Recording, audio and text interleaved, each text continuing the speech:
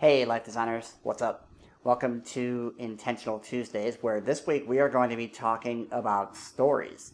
If you read the written portion of this week's post, you know that I asked the question, which story, or rather, whose story are you living? In my line of work, we often use the word authenticity. It's a really popular word, it seems, these days. And sometimes I find that people struggle with this word in the sense that they ask whether it's really a useful idea. In other words, is there anything but authenticity? For example, if you've got somebody who's behaving badly, isn't that version, isn't that bad behavior, isn't that their authentic self? I mean, they're choosing to behave badly, so by definition, that is their authentic self. And although I think that's true, I think there is value in the word authenticity, and I think it ties back to this notion of stories and whose story are you living. I believe that each one of us has a story that is our own. It's our own creation. It's our own desires and beliefs and opinions. And that story, if we are living it, that is our authentic self. And to the extent that we're not living that story, to the extent that we're living somebody else's story, that's when we are surrendering our authenticity. So I think the idea of authenticity is an important one, and the rest of this episode is going to be dedicated to helping you to discover some ways to reclaim your authenticity and to start living your own story. So if that sounds interesting to you, then stick with us because we're going to jump right in. So the first step in reclaiming our authenticity is really to just take a step back and look at the stories that have been given to you and the stories that people are asking you to live by. Now, I'm talking about your parents and your family, your significant other, your children, your friends, your colleagues at work.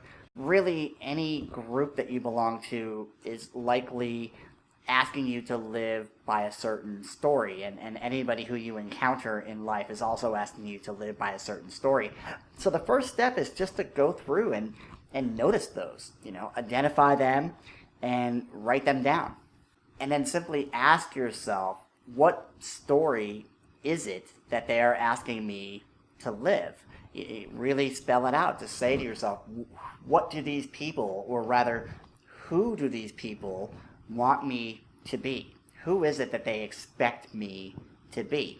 I often find that the words expect and the word should are real indicators that you're dealing with somebody else's story. Whenever you're talking about yourself and you find yourself saying that somebody expects something of you or that you should do something, it's almost certainly tied up with somebody else's story. So be on the lookout for those particular words. So I think it's important as you start to examine the stories that other people are offering to you, that it's just that. They're offering a story to you from a place of their own desire for safety and security and comfort.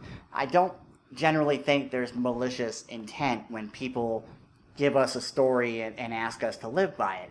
I think that's just the natural way that humans make sense of the world, is by trying to make things as consistent and predictable as possible. So to the extent that we can get other people to live by the story that we want them to live by, it makes our own life that much better. It's just something that we need to notice and really to take ownership of the entire situation. And that's really what we are up to with this exercise. It's not to say that the stories that you might have adopted as your own are necessarily bad or wrong. They may be perfectly wonderful stories. And in fact, they may be stories that you ultimately will choose to incorporate into your own. However, at the Life Design Center, we use a phrase called living by default. And living by default means that you are accepting the stories of these other people, these other groups. You're accepting them as your own without question or without really being intentional about it. And that is where we have a problem. You don't want to be just accepting those stories blindly. Rather, if you choose to incorporate those stories into your own story, that is perfectly fine, because then it becomes your story. And that's what we would call living by design. The problem that we encounter is that we spend so much time living other people's stories that we actually forget that we have our own story and we lose touch. And it's a tragedy, because in a sense we're surrendering a bit of our own identity by living these other people's stories and adopting those stories as our own without choice or intention. So this next exercise is going to be sort of a mini meditation for getting back in touch with your own personal story. So I hope you enjoy it. So all you're going to need for this is a simple sheet of paper, maybe a couple of sheets of paper, something to write on. If you prefer to, you'll be taking some notes here, so if you prefer to do that on your computer, that's perfectly fine, but you will need one sheet of paper, even a note card will suffice, and I want you to write a single phrase on that sheet of paper. What do I really want? There's a few different ways that you can go about this. The first way that we'll approach this is with writing. So what you'll do is you'll ask yourself the question, what do I really want? And then for either a minute or 2 minutes, if you prefer, set yourself a timer. Go ahead and answer the question, what do I really want? And just simply write your answer. Don't worry about grammar or wording. Just get your ideas on paper, or if you prefer to type onto your computer, feel free to do it that way. But for 1 or 2 minutes, go ahead and just answer the question. And then once the 2 minutes is up or the 1 minute is up, just for another minute, again, time yourself. Just allow your mind to settle. Allow your body to settle, and let that answer just kind of wash over you and settle into you. And then take back your note card and ask yourself the same question again. What do I really want? And then you can choose to repeat this as many times as you want.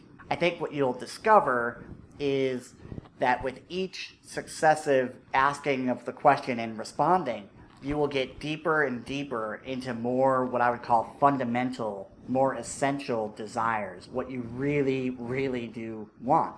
And you'll find that you get deeper and deeper into the core of what it is that you're after in your life. And I think you'll be surprised by what you come up with. I mentioned earlier there's a couple of variations of this. A second way is to just speak your responses out loud. For some people, the act of speaking will be more powerful than writing, maybe even more comfortable. For others, they'll prefer the writing. The third approach is a much more intimate approach. It's where you will require a partner. So get a friend, get a significant other. You'll want to pick somebody that you are comfortable with. And you'll just simply have the person ask you the question. So instead of the note card, the person will ask you, what do you really want? And then they'll just simply ask you the question again. No, what do you really want? So that's it for this week's Intentional Tuesday. I hope you enjoyed this week's episode. A little bit unusual with the type of practice that I'm offering, but I think it's a good one. I think it's easy to do, and I think you'll get a lot out of it. So as always, I appreciate your time. I appreciate your attention. And if there's anybody else in your life who you think might be interested in the Intentional Tuesdays, I'm always happy to have a new subscriber. Feel free to point them in our direction, either to our website, lifedesigncenter.com, or if you receive this by email, you can just forward the email to them. And so with that, until our paths cross again, I wish you all the best and prosperous journey. Take care.